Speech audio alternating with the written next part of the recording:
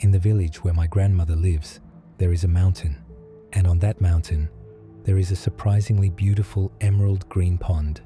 It's so green it almost looks blue, like a transparent pastel color.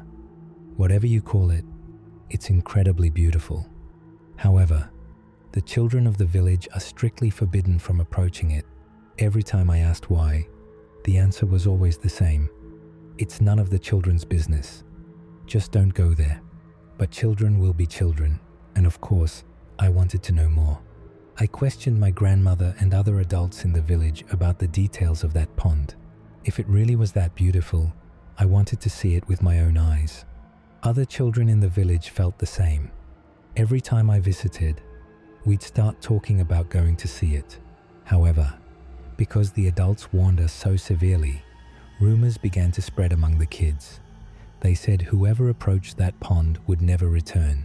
I heard it has no bottom, so if you fall in, you die, they said in the village, so we never put our words into action. But when I started middle school and returned to the village, the kids I used to play with Taro, Jiro, and Hanako. Taro and Hanako were twins, and Jiro was their cousin, started saying, "If you really can't return from there, how does everyone know what the pond looks like? If a pond really had no bottom these days, they would have filled it in long ago." They started expressing more realistic ideas, and I agreed with them. Does that pond even exist? Isn't it just an invention they came up with? In the end, we decided we would go check it out. The four of us met early in the morning and headed to the mountain. The mountain itself was small, so we calculated that even if we got lost, we could find our way back by dusk. We didn't take the situation too seriously. Taro, Hanako, and I were now middle school students, and Jiro was in second grade and practiced judo. He said if the worst happened and a bear or a wild dog attacked us, he'd put them in a judo lock and defeat them. We felt more at ease, even though we knew that was impossible. While chatting about this and that, we got quite tired after wandering for nearly 3 hours, and then we stumbled upon a strange place where the trees grew very thick.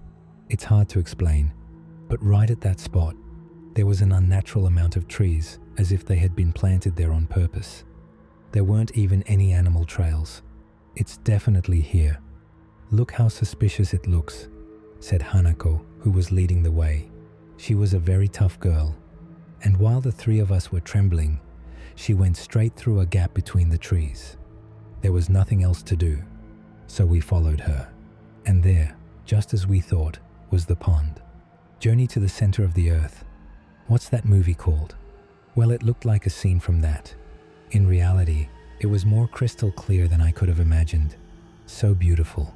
But because of the trees, it was a bit dark, and a small cabin by the pond ruined the view. At first, we were all in awe, and we collected water from the pond in a bottle Hanako had brought. But that small cabin wouldn't leave us alone. It wasn't even a cabin, but something long, like a small shed that had been stretched out. From the outside, it looked dirty and creepy, as if some mountain witch lived there or something. Then Jiro said, "If there's a mountain witch in there, I'll just throw her over my shoulder." And he went in.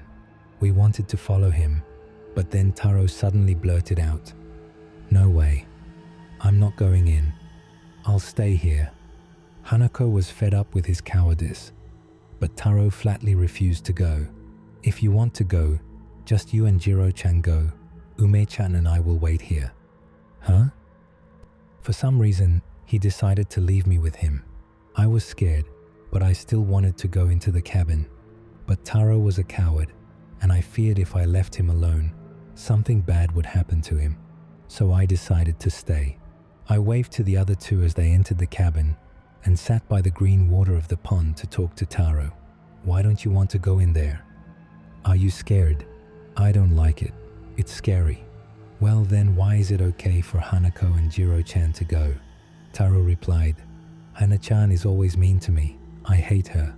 Jiro-chan always acts tough, but it's all talk, so I hate him too. Hey, so I don't care if they die. It's all the same to me. Hana-chan always gives herself airs and treats me like trash. Jiro-chan always hits me. I hate them both.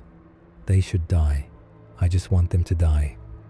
That's why I came here, so Magagami-sama would kill them for me. In the middle of this torrent of insults, a word I had never heard before rang out. I asked, "Magagami-sama? What is that?" None of the kids in the village know about her. Hanako and Jiro don't know either, because they're idiots. But I do know. Magagami-sama lives here. Old lady Kichisu told me about her. Because I'm smart. Yeah. But what is Magagami-sama? Uma-chan, you're good to me, so I'll help you. But I can't do anything for Hanako and Jiro. They're idiots. They act tough. They're stupid. They must die. Magagami-sama will kill them for me. This no longer seemed like a simply insult, but a curse.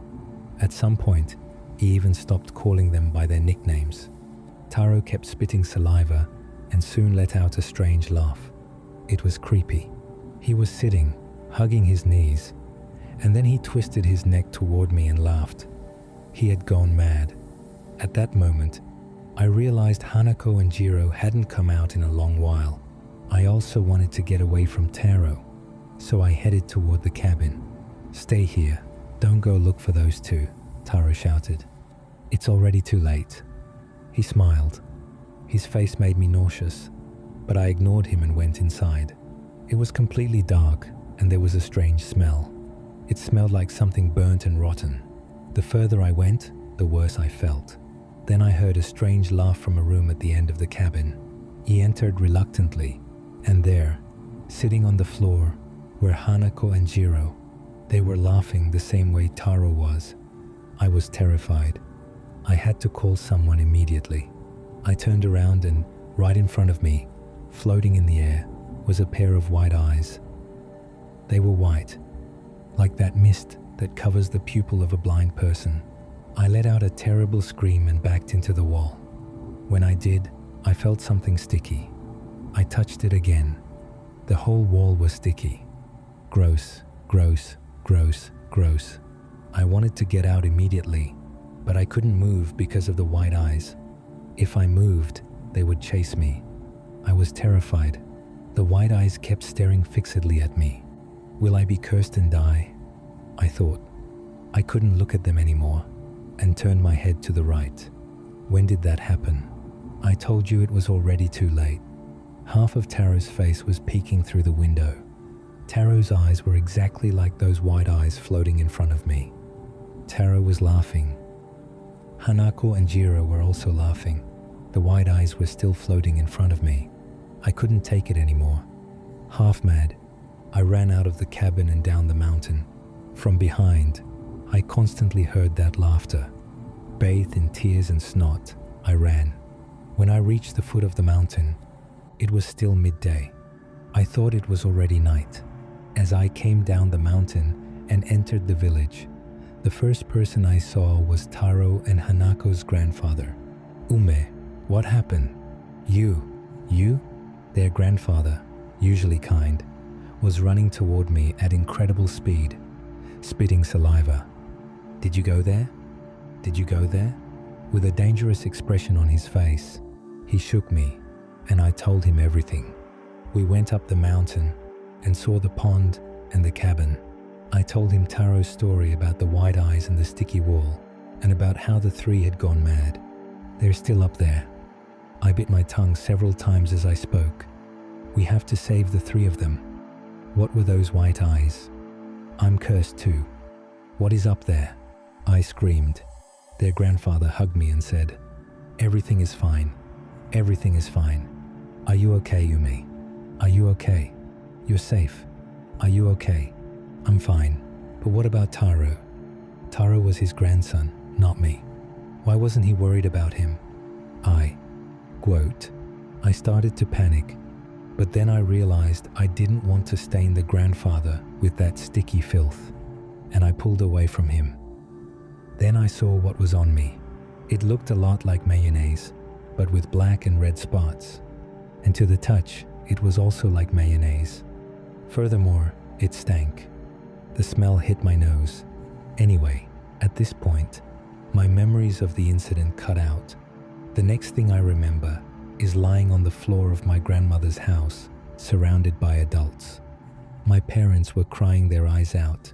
They were sitting next to me, but they didn't try to talk to me. Everyone else was acting the same. Taro's parents were also there, but they just cried in silence, looking at me. Then I realized I couldn't move. I wasn't tied up or anything, but for some reason, my body wouldn't obey me. I couldn't even speak, only open my eyes. What is this? I thought in a panic. When Taro's grandmother came over to talk to me, Umepon, look at my right eye. Good. Taro's grandmother had lost her right eye long ago in an accident and had a prosthetic. I already knew that. So what was the point of looking at it? But I did as she told me and saw it was the same as always. The focus is a bit off, but it's her eye. Suddenly, I could speak. The adults erupted in cries of joy. I'm so happy. He's safe. They cried and hugged each other. My parents hugged me crying, and even Taro's parents were crying. We're so happy, Ume-chan, so happy. But it seemed creepy to me. Their own son had probably gone mad, so why are they happy and not saying anything to me in anger? I thought. And what happened to the other three? What happened to them? I asked. The adults only replied, what are you talking about? They've been home all morning. Ume-chan, if you've learned a lesson from this, it's that you shouldn't go to the mountain alone again. Ah, so that was it. Now it turned out I had gone to the mountain alone. Taro and the others had probably been locked in their grandfather's shed because they had gone mad. Realizing this, I said nothing. 2 or 3 days later, it was time to go home with my parents. I never saw Taro or the others again. Even among everyone who came to say goodbye, Taro and the others weren't there. My grandmother is still healthy, and now that I'm over Vaint, I visit her with the changing seasons. The people in the village are still kind. Taro's parents act as they always have, but Taro and the others are still nowhere to be seen. When I asked about them, I was told Hanako had gotten married and moved to Tohoku. Taro and Jiro were hired by the same company, and then both moved abroad. It was said all three had studied in Tokyo during middle school. Whether it's true or not, since that very incident, I haven't seen them. I never found out what those white eyes or that sticky substance were, what Magagami-sama was, or where Taro and the others were. The old lady Kichisu Taro spoke of never existed in the village, and I still don't know who she was. In all the years since that incident, nothing has happened to me, nor have I noticed any changes. I never saw the white eyes or the sticky substance again. I asked my parents and the villagers about it, but they only said, it was probably just a dream. You went up the mountain alone and came down with heat stroke. The pond? I don't know anything about that. It's the first time I've heard of it. When I asked the same questions to the kids who used to gossip about the pond, they simply replied calmly, I don't know anything about any pond. I heard this story from a guy I shared a room with during training for new employees when I first started working. Every night, he had terrible nightmares that woke me up. So I asked him, and he, half jokingly, told me the following. It's probably an invention, but something that happened recently made me remember it. I was a university graduate in Tokyo and a rookie at our company, but he was born in N Prefecture. His family home was in a remote village. His mother was very superstitious, and over the years he had heard many stories from her. Most often, he heard about a yokai called Yorikata-sama. In short, at the foot of the mountains near his house, there was a plot of land, and that land was where Yorikata-sama lived. A's house was surrounded by mountains, and there were several caves there called Hituana, caves of volcanic origin where people once lived. The most famous caves were enshrined as Shinto shrines. It was probably something like a power spot, one of those places people consider full of mystical energy. Well, one of those caves was called Hebiana, the snake's burrow, and it led to the place where Yorikata Sama and his friends lived. For that reason, people were warned that if they stumbled upon those caves in the mountains, they should stay away. I had no idea who Yorikata-sama was, but his mother warned him at every opportunity. "Are you going to make noise until late? Yorikata-sama will come for you." That scared him somewhat. Time passed. I entered university in Tokyo and joined the ski club. During winter break of his second year, he and 3 of his friends talked about staying at his house during the holidays. In the place A was from, a lot of snow fell, and there was a ski resort nearby. So it was the ideal place to go and organize a ski camp. All vacation long, they did nothing but ski. But, of course, even they got tired of skiing every day.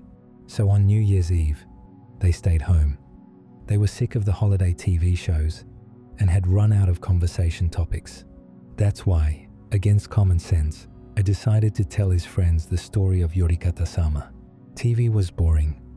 There was nothing to do, and they started talking about going to look for Hebiana as a test of courage. No, it's too dangerous. I refused. There were several superstitions related to the mountains surrounding his house, but one of them said it was forbidden to enter the mountains on New Year's Eve. This wasn't exclusive to his hometown. In N Prefecture, apparently, there are many superstitions that prohibit entering the mountains on a certain day. But his friends were very excited, and A didn't want to ruin the mood. So in the end, they decided to go look for Hebiana. In childhood, things are different. But A had never really believed in Yorikata-sama. He thought the story had simply been made up so children wouldn't carelessly approach caves and run into bears or something. In the mountains, there were several caves that locals advised not to approach, so A tried to guess which of them might be Hebiana. They decided to check a couple of their guesses and set off. However, as soon as they reached the mountain, I felt a pang of unease. As a child, he played there often and had climbed it many times. But this time it felt as if he had entered unknown territory, as if he were seeing it for the first time. I went up the mountains at night for the first time, and as he lit the dark mountain path with his flashlight, he felt out of place. He had to force himself to walk, even though his muscles were tense and he felt terribly. While A and his friends toured different caves, he seemed to be the only one who felt this way, as his friends remained excited and he couldn't stop them. The first and second caves were tiny, barely 5 meters long each. In the third, they found what they were looking for. The cave ascended steeply, like a cliff, and the 4 of them tried to climb it. The cave entrance itself could be seen from the foot of the slope, but it apparently looked like a normal cave. Only when they entered did they realize something was wrong. First, the smell. Near the entrance, there were several arrowheads scattered about. Many of them were stuck into frog corpses. The smell of their decomposing bodies was unbearable. His 3 friends hereafter, B, C, and D, said something like, "How gross," and laughed. But A was already panicking and his knees were shaking. Noticing that finding so many dead frogs and scattered arrowheads was strange, B said, "Isn't it a bit creepy?" A agreed with him, but C and D advanced defiantly and went straight into the cave. R and B followed slowly. The cave was quite deep, about 10 meters long, and wide enough for 2 people to walk shoulder to shoulder. Further ahead, they found even more arrowheads and frog corpses scattered on the floor. From the expressions on their faces, everyone realized they were scared. But since it was a test of courage, no one dared to be the first to suggest leaving. They continued on their way. At the end of the cave was another hole, this time downward, toward another part of the cave. The hole was a bit larger than a human head, which meant they could barely squeeze through it. About 1 meter before the hole were 2 stone pillars, one on each side, connected with a shimenawa, a rope that purifies places or wards off evil. When I lit it with the flashlight and saw the familiar zigzagging white paper strips on the shimenawa, he screamed. Of course, all 4 had seen a shimenawa before in shrines, but for better or worse, this was not something to play with. Everyone fell silent and the air became heavy. "What do we do?" someone said. But then C who generally wasn't noted for his intelligence, said, "We can't just go home like this. I told you it's dangerous. Seriously? This doesn't bode well. What are you talking about? Near my house, there's a shrine with a Shimenawa hanging. It's no big deal. I'm telling you it's dangerous." "What? Are you scared or what? If we just take a photo with the phone, it'll be fine, right? I mean, we can just take a photo of what's inside that hole." "Great. Let's do that." "Okay, you go first. If you want me to do it, you do it." In the end, D chickened out and refused to go, so it was C. He stepped over the Shimenawa and approached the hole. He shone the flashlight inside, and the moment he took the photo, something moved inside. C screamed and recoiled toward the rope. The remaining three ran to see what had scared him, and they all met that gaze. What they saw at the other end of the flashlight beam was dry like a mummy. It had brown skin and what looked like a human face, but without eyes or a mouth, just black, open holes where the eyes should be. It came crawling out of the hole toward them. Stunned, the four of them stood there staring at it.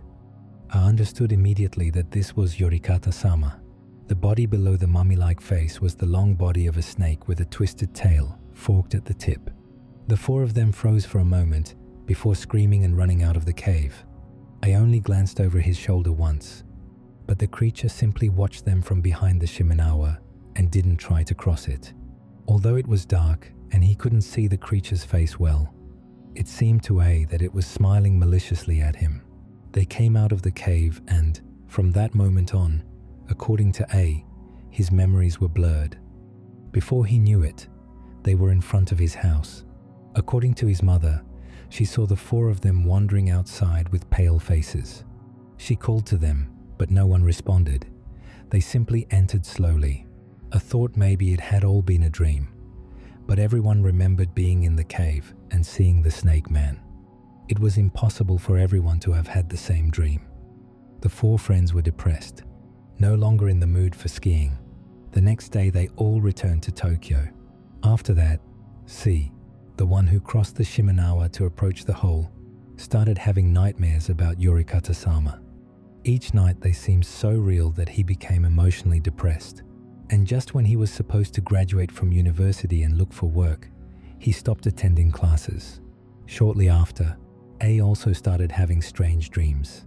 In the dream, both his arms were cut off with an axe or something. His legs were broken, and he was thrown through that hole they had seen behind the Shimenawa. Probably because his arms had been cut off, he slid through the hole without a problem. It was quite deep, and he woke up before reaching the bottom. I remember seeing a muttering that he would be next, and that scared me.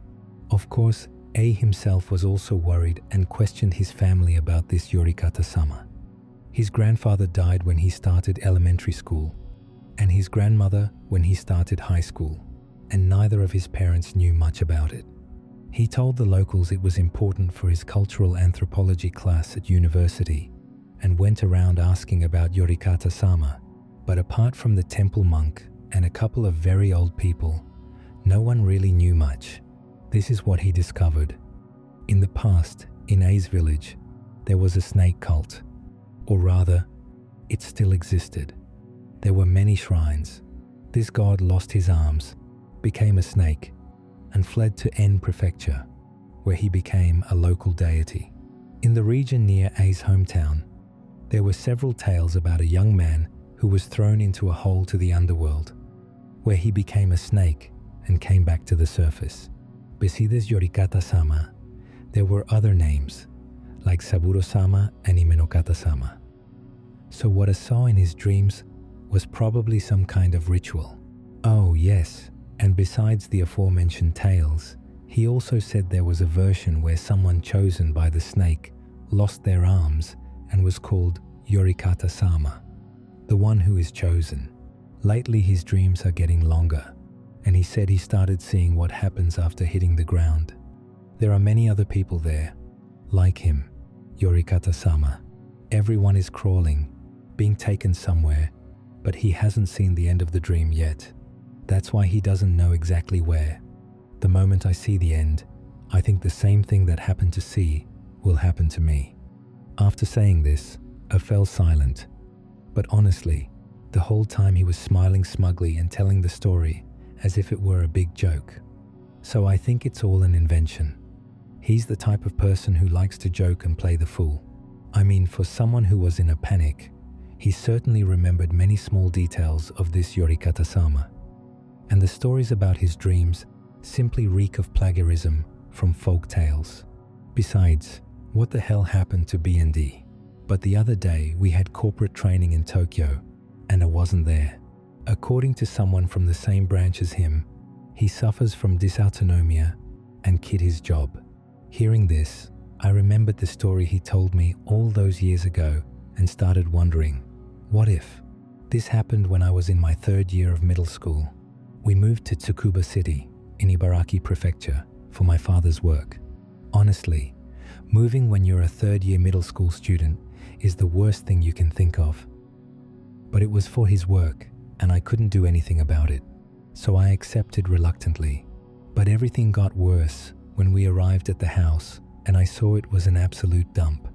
As soon as I saw it, I prepared myself for a long day of cleaning. It was horribly. There were candy wrappers and trash everywhere. Not only that, the glass of the window facing the garden was broken. I sighed. Why didn't the owner do anything about it? Seriously. I stared at the garden when my father called me from upstairs. Hey Kazuya, get me a couple of trash bags. Okay. I went and grabbed some. But the moment I entered the house, I was overcome by that feeling. I would never like that house. It was gloomy and dark, even though it was lunchtime. I had bad feelings about it. The stairs were right in front of the entrance. At the end of the hallway was the kitchen, the living room, and a spare room. My parents and my younger brother were upstairs cleaning. I could hear them moving around. I went up the stairs and found them putting everything in order. Right. Let's get this place sparkling clean. Go and help us. I made a face as I picked up the trash lying on the floor. It was really dirty. How on earth did the people who lived here before us manage to make it so filthy? There were frozen dinner wrappers everywhere and mold on the sweets. It was disgusting. I went along picking up trash and ended up at the end of the hallway. I turned to look at the wall to my left, and there was a piece of adhesive tape stuck in an unusual position. The wall was a wall, but compared to the adjacent ones, this one was white. Maybe there was a room behind it? The white part was exactly the shape of a door. Looking at the floor plan of the house, it perfectly matched a room. So why was the door sealed? Hey, why can't we go in here? I asked, and my father came over. What the hell is this? Damn it, they didn't tell me anything about this. He growled. He pulled out his phone and went downstairs. What's up? The door to this room is sealed. Ah, this door. It can't be. My brother touched the wall as if it were a mysterious creature. Hey, the tape has peeled off here, hasn't it? I touched it, and it sank inward. Maybe that part wasn't really a wall? Do you want to rip it off? My brother tried to rip the tape off at an incredible speed, but it seemed there was too much, so halfway through he gave up. However, we could see a small hole through it, which meant there really was no wall behind it. The tape covered something. After resting a bit, my brother tried again to rip off the remains of the tape. The small hole got bigger and bigger, and once he removed all the tape, there was a hole about 50 centimeters in diameter. It looks like we won't be able to get through here. I wonder what's inside. He stuck his head through the hole. Wow, it's completely dark. I can't see anything. No light is coming in through the window. I pushed him aside to look for myself. Indeed, the darkness was total. There wasn't a single light source. Nothing but darkness stretching in every direction. At that moment, our father returned from downstairs with the owner of the house. What are you guys doing? What is this hole? When we ripped the tape off, there was a hole there. There's a hole too. Yanagi-san, it's a bit unpleasant that you didn't tell us about this before. I'm terribly sorry. After apologizing, he fell silent. Curiously, he didn't even try to look through the hole. From the expression on his face, he was terrified. I'd like to talk about what we're going to do with this room. Would you mind coming down with me? I can give you more details there." "All right. In this state, it's a bit of a problem, isn't it? If there's a room in the house we can't use, it's a bit inconvenient." My father and the owner went down. There was something I wanted to find out more about, so I went down and out to the patio.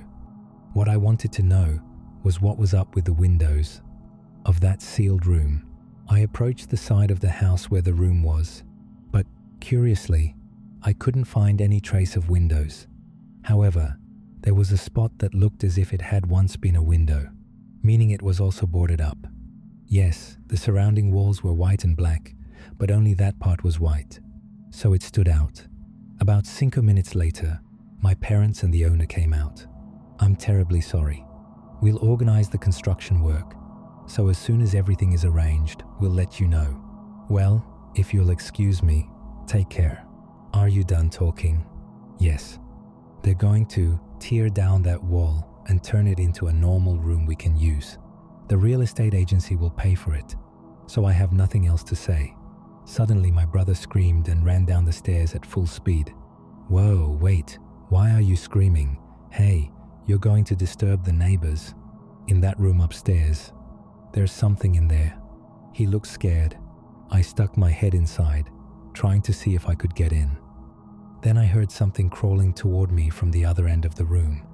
I wondered what it could be, so I listened closely. But then, it's probably just a rat. No reason to be so scared. No, it wasn't a rat or an animal or anything of the sort. The sound was as if they were dragging something across the floor. Maybe some large animal had strayed in. Anyway, we have to cover this hole back up. Honey, please do it for me. Okay, sure. Anyway, there's nothing to fear. It's probably just a big rat that settled in there. My brother went and locked himself in the car, as if he knew it was no use saying anything else. But it made me even more curious, so I grabbed a flashlight and went up to the second floor to take another look. The lonely light illuminated the dark room. It was full of things in cardboard boxes. I tried to listen, but I didn't hear anything like what my brother had described. A strange feeling came over me. He remembered I was there completely alone. I got goosebumps. Then my father arrived. "What are you doing?" "I thought I'd come look for the rat." "How does it look inside?" "It looks like a simple storage room." That means they'll have to get rid of all this when they come to repair it. But why did the previous owners close it off like this in the first place? They went to the extreme of blocking the doors, the windows. That was a good question. If it was just a storage room, they could have left it as it was. Why go to so much trouble to block it? It didn't make sense. It's not that we minded having an extra room, but while I thought about it, my father covered the hole back up with tape. When he finished, he went back down. I went after him, but then I looked unconsciously at the hole. What the hell? Something was wrong. My father had sealed the hole perfectly, and yet it seemed to move. I got goosebumps. It seemed as if something were trying to come out through the hole. I got scared and ran down. When I reached the living room, it was already clean. The time had come to choose the rooms.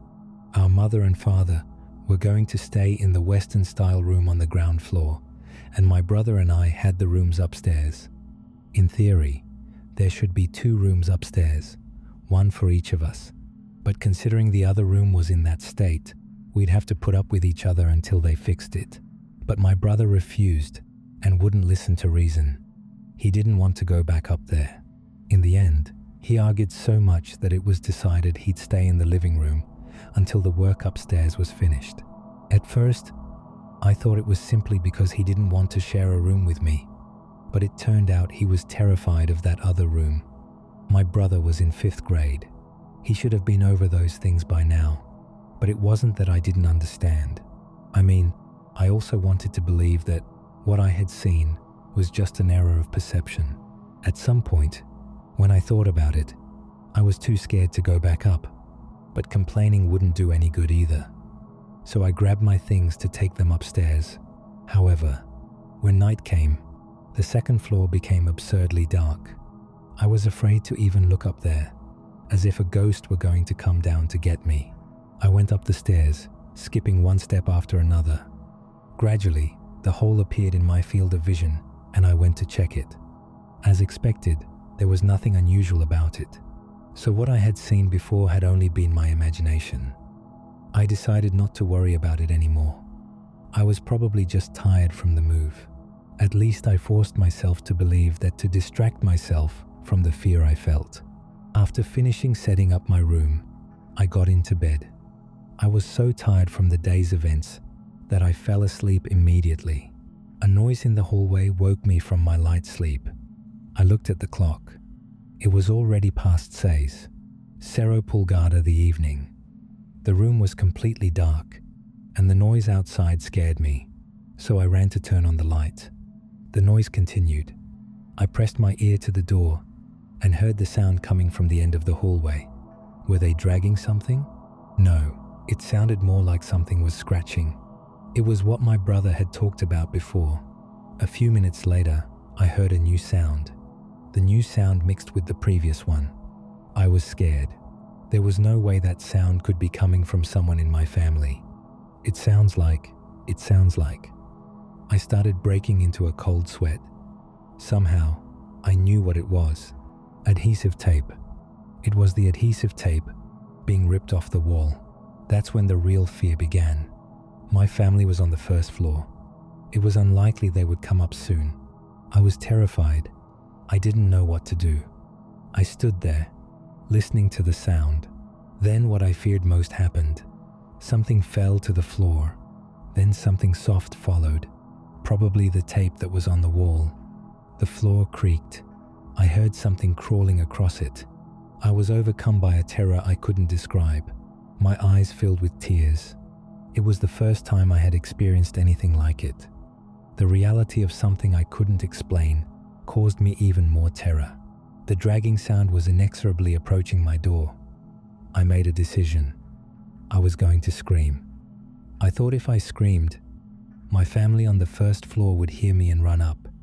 But what if they had left? If that were the case, I would alert the thing in the hallway to my presence. No, it probably already knew I was there. No longer caring what others might think of me, I screamed with all my might.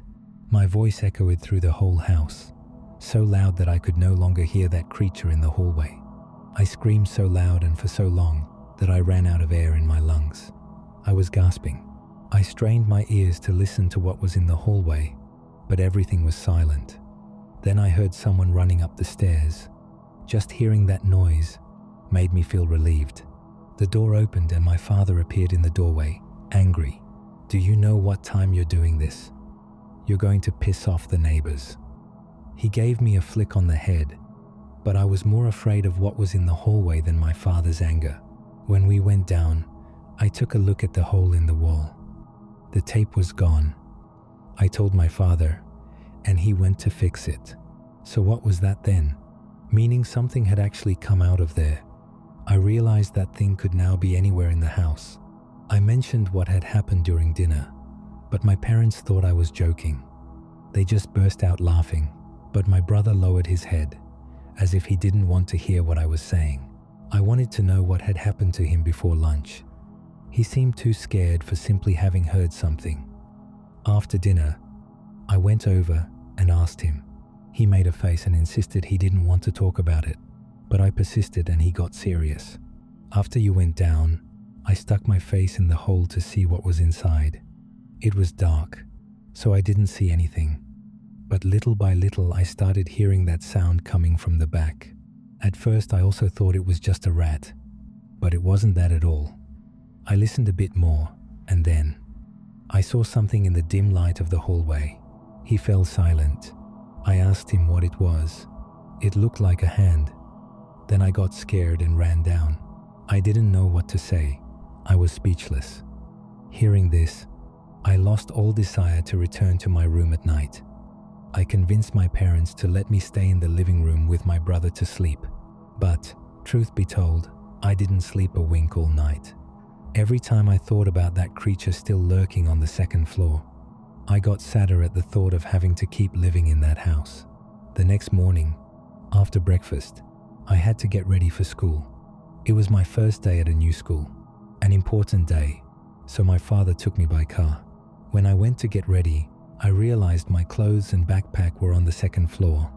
I was hesitating about what to do, but swallowing my pride, I asked my brother to accompany me because I was scared. He reluctantly agreed and went up behind me. When we reached the second floor, I looked at the hole, and the tape had fallen off. Maybe my father hadn't stuck it on very tightly, but all I could think was that something had come out of there again. My brother looked at the hole and started trembling. I quickly entered my room, grabbed what I needed, and took it all back to the living room. The school day went off without a hitch, and with a map in my hands, I headed home. I tried to go in, but the door was locked. Maybe there's no one home, I thought dejectedly. My mother had probably gone to pick up my brother. I used the spare key to enter. The house was silent. I hurried to the living room and turned on the TV and the light, turning the volume up to the max. I had zero desire to go up the stairs. That thing was probably still there. Would it know I was home? When I started thinking about it, I couldn't fight the fear growing inside me. I sat on the couch to watch TV, but then I got sleepy. I decided I'd sleep a bit, because if I did, time would pass and someone would come home by the time I woke up. Of course, I left the TV on. A noise woke me. Darkness surrounded me. For some reason, the TV was off. "Mom," I whispered softly, but it seemed no one was home anyway. Relying on the weak light coming through the window, I grabbed the remote, but the TV refused to turn on. The power had gone out, but it was strange. There was light in the neighbors' houses. I wondered if it had only happened in our house. And then I realized the sound I had heard must have been the fuse box. But it wasn't like I had been using so much electricity that they would trip. Maybe it had broken. I had no choice but to go check the switch at the entrance. But in the darkness, I was scared. I went out into the hallway. Everything was dark. What scared me most was that I had to pass the stairs to reach the entrance. I walked slowly, trying not to make a noise. And then my foot tripped over something, and I jumped. I had just kicked my backpack, which I had left in the hallway. An unpleasant silence enveloped me. Finally, I reached the switch. I flipped the lever, and nothing happened. I was totally confused. Why isn't it working? I heard a thud upstairs.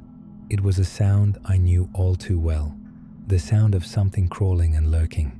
It was definitely coming from upstairs. It was from that hole. I couldn't move. For some reason, I sat down. I simply had no desire to move. The sound was getting closer and closer. It was just a guess, but it sounded like it was coming down the stairs.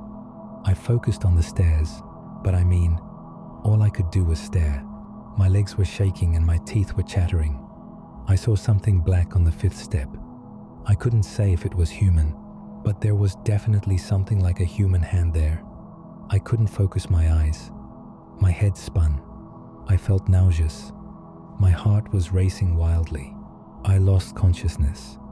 When I woke up, I was in my room on the 2nd floor. It had only been a dream, or at least, I hoped so. I heard the sound of machinery outside my room. I peeked out the door and saw a workman was demolishing the wall with a hole. Relief washed over me. According to my family, they found me unconscious in the lobby. My mother found me and was so shocked she called an ambulance. But apparently, everything was fine with me. Shortly after, my father came running and carried me up. They asked me what had happened the night before, but I didn't feel like talking about it. They tore down the wall with the hole and even the boarded up windows, so everything became much brighter. The room itself was full of children's toys and picture books. It seemed it had been a child's bedroom.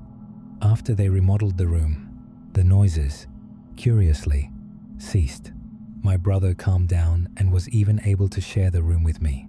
But even though they remodeled that room, I didn't feel like using it. Just when I finished middle school, we moved out of that house anyway. In the end, I still don't know what that creature was,